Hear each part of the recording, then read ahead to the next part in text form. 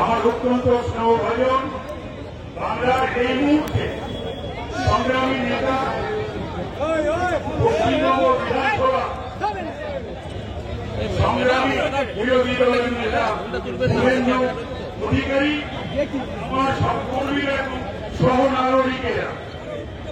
শুভেন্দু একটু আগে পুলিশের দিকে তাকিয়ে বলছিল, নিয়ে পাচ্ছেন তো কেন তোমরা তুলছো বাংলা থেকে বিভিন্ন থানা থেকে তোমাদের তোলার বন্দোবস্ত করে দিয়েছে এই সরকার।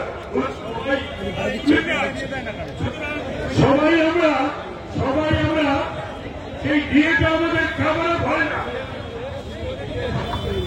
হয় না। তো সুতরাং পুলিশ বন্ধুদের বলবো, তোমরা দিয়ে পাচ্ছ না, যারা পাচ্ছে এবং তোমরা কিন্তু পাচ্ছ না।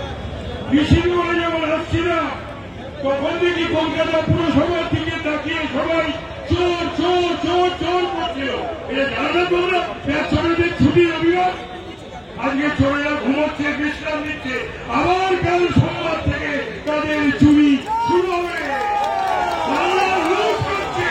মমতার নেতৃত্বে আর বিড়ালের নেতৃত্বে।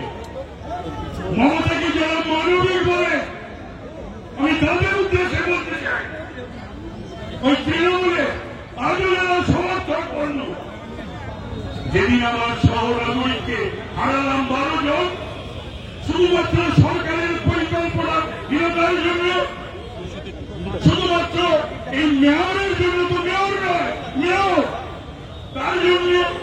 তারপরেও কিন্তু মানবিক মুখ্যমন্ত্রী ডান্ডিয়া নৃত্য করে তিনি দুর্গা পুজো উত্তর বাঙালি যা বাংলার বাসিন্দা যা ভয়ঙ্কর অবস্থা উত্তরবঙ্গে। এখনো পর্যন্ত খবর আমার কাছে 15 জন মারা গেছে মৃত্যু। বসে তিনি ওই কার্নিভাল করবেন, তিনি আজকে চলে যেতে পারতেন না? কার্নিভালের মতন হতো। এই হচ্ছে আমাদের বাংলার মানবিক মুখ্যমন্ত্রী। তাই আজকে শপথ নিতে হবে